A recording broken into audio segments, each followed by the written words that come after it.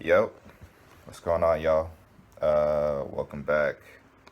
I just had a couple thoughts that were really making my mind race, so I figured let me just record them while I think out loud. Uh, Sorry for the posture, too. I do a lot of my thinking when I'm just like laying in bed working, so this is what you're gonna get. Sorry. But I'm just gonna think out loud. Didn't really plan much of this.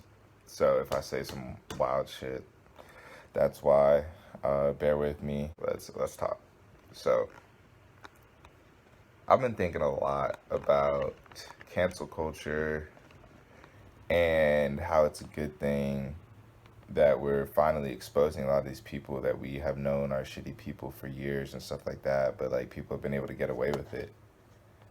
And just to give you some context on how I even got here, me and my buddy Joe were talking about Shane Dawson and some wild shit he did, and then there's some kid that he knew from college that was getting exposed for sexually abusing girls, multiple girls that he knows and stuff like that.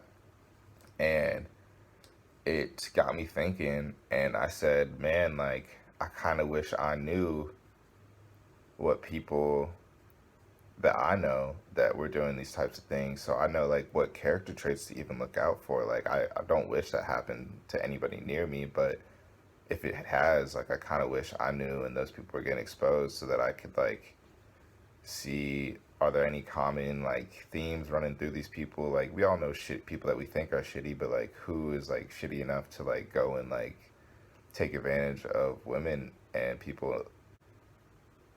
That led me to think every time stuff like this comes up, it's so mind-boggling to me that someone can be like such a bad person. Like, how do you rationalize in your head, I'm going to take advantage of this person or I'm going to abuse my power with this person. I'm going to mistreat this person. And I guess like it probably comes down to a lack of empathy and some type of developmental issues.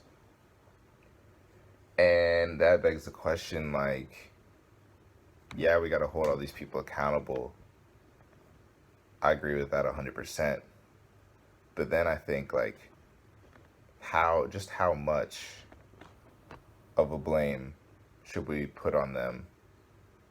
And let me be clear, I'm not saying that we should excuse their actions and be like, oh no, they shouldn't go to jail because they raped somebody. Like that's not what I'm saying at all.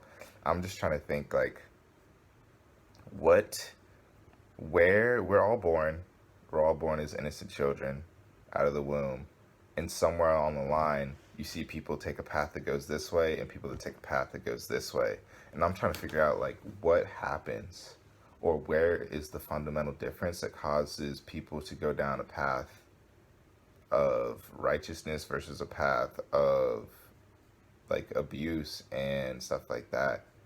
And I'm sure there's all sorts of studies on this stuff. I'm not an expert. This is why I said I'm just thinking out loud. But like, I guess there's a lot of like developmental issues as a child, like how you were treated as a child, the environment you grew up in, and stuff like that. Like a lot of people that end up being rapists and abusers were also raped and abused as children, and that does a lot to your mental psyche. But I also think just with like even less drastic examples than that, like just people that like to share, people that like to help others versus people that think about themselves and stuff like that. Like I always think, should I feel like I'm a better person than other people because I think about those things? Like yes, I guess on paper that makes me a better person, but like, it's not my like this is gonna get into some theological, I guess, theories, but like, I feel like that's God that put that type of brain and that type of heart in me that even like thinks about those things. Like, I don't control the fact that I think about. I control acting on the fact that I think about helping others for sure, but I don't control the fact that that thought even comes into my mind or the thought of not hurting others like even comes into my brain, you know? Like I'm not the one that has the subconscious that makes those subconscious decisions that even led me to becoming the type of person that I am today, you know? Like that's a wild concept to me. I feel like we should have as much as we need to hold them accountable, I feel like we should have compassion for those people, because I almost feel bad that, like, I don't know. I don't feel bad for them. I feel like I'm one of the lucky ones that's able to see that, you know? And I feel like if more people saw that, they would. Hmm, I'm gonna need to edit this. This is the problem with just thinking and not planning. I don't really know what my main point was, so let me think about this and then get back to you. Alright, what up, gang? I'm back. My phone died in the middle of that last one.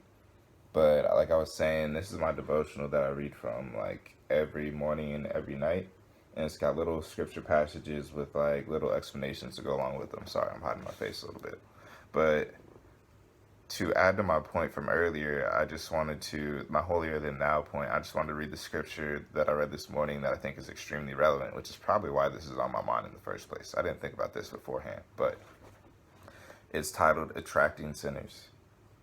And the scripture passage is about a Pharisee who invited Jesus to dinner, and there was a sinful woman that showed up, and she ended up kissing the feet of Jesus and basically crying to him, asking for mercy.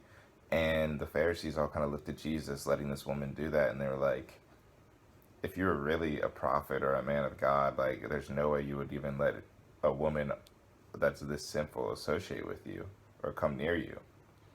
And I feel like that's what a lot of people try. They try and bring that mindset into today's world. They're like, oh, people need to know. They're so concerned with feeling validated themselves as being good people that they don't actually want to be good people towards everyone, you know?